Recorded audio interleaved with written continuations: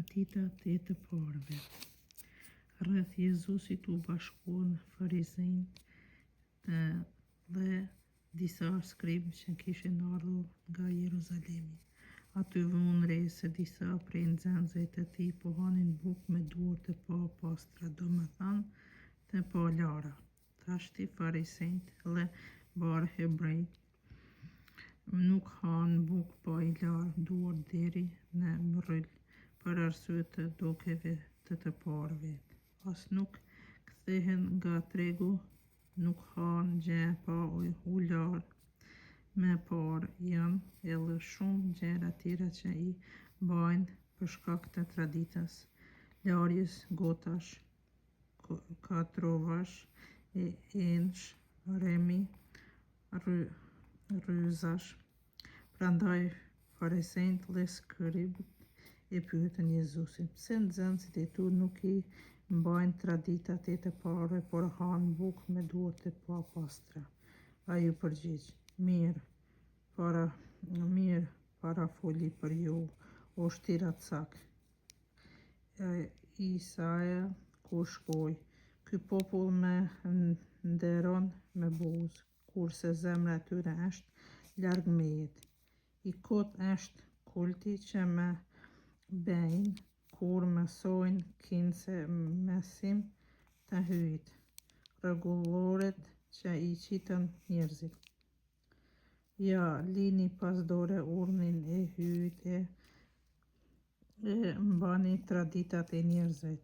Dhe u tha, bukur se zbeni urdhrin e hyjt për të ruajtur traditën tuaj. E pra Mojsiu tha, ndero babën e nanën tënde, dhe kush të nëmë babën dhe nanën le të nënshtrohet me vdekje.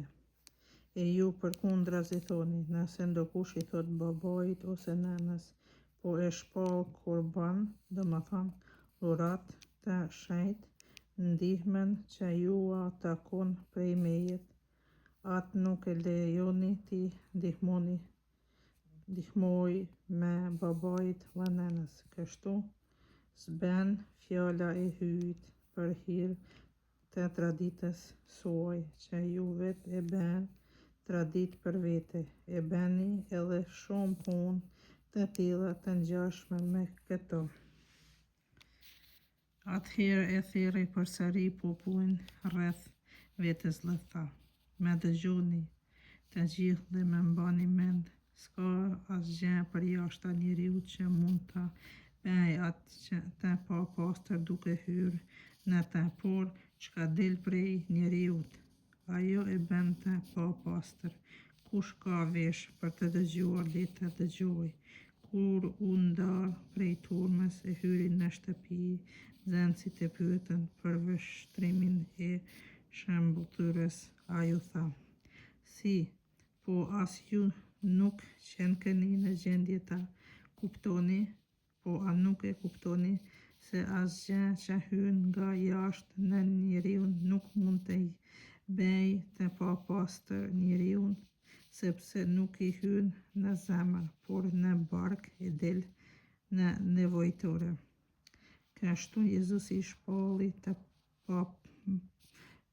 pastra të gjitha ushqimet dhe vazhdoi, çka del prej njeriut, ajo e bën të papastër, sepse prej brendis, prej zemrës së njeriut rrjedhin mendimet e këqija, lodhjet e ndryshme të flishtisë, vjelljet, vrasjet, kurorthyerjet, dëshira e tepruar e pasurisë, mashtrimet, shfrenjia, smira, blasfemitë, krenia, marrëzia. Të gjitha këto të këqija dalin nga brenda dhe bëjnë njeriun të papastër.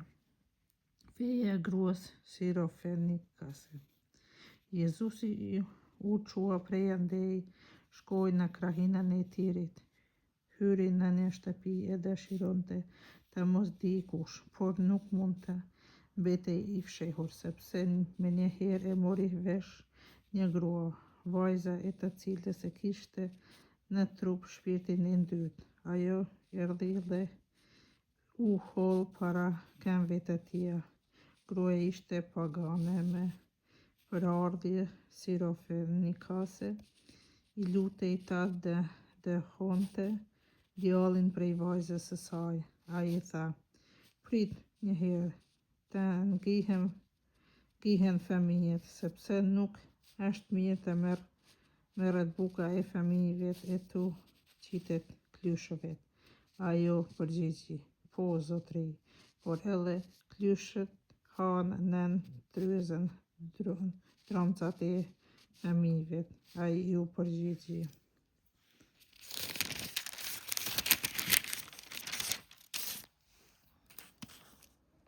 "Shko lirisht në shtëpi, se në sa të kësaj fjale djalli doli prej vajzës sate." Ajo shkoi në shtëpi dhe e gjeti fëmijën në të shtruar. Djalli kishte dalë. Shërimi i një shurllamin bëlbacu. Pastaj doli prap nga krahina e Tirit e nëpër Sidon, erdhi drejt detit të Galileës në krahinën e Dekapolit.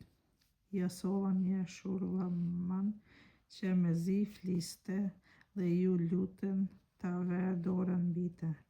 Ai e ndau prej popullit, veçmas ja shteu gënshtrinë e vet në vesh me shtyrën të vet, ja preku gjuhën, i drejtoi syt ka qielli, shërtiti dhe tha: "E falla", që do të thotë "çelu". E menjëherë u qel vesht e ju zgjidh pengesa e gjuhës dhe foli rrjedhshëm. Jezusi u urdhëroi të mos t'i tregojnë askujt, por sa më tepër që ai u ndalonte ata aq më tepër e shpanin të mrekulluar mbi çdo mas, thoshin: "Gjithçka bëri mirë. Ky po bën të dëgjojnë të shurdhët e të flasin me mec."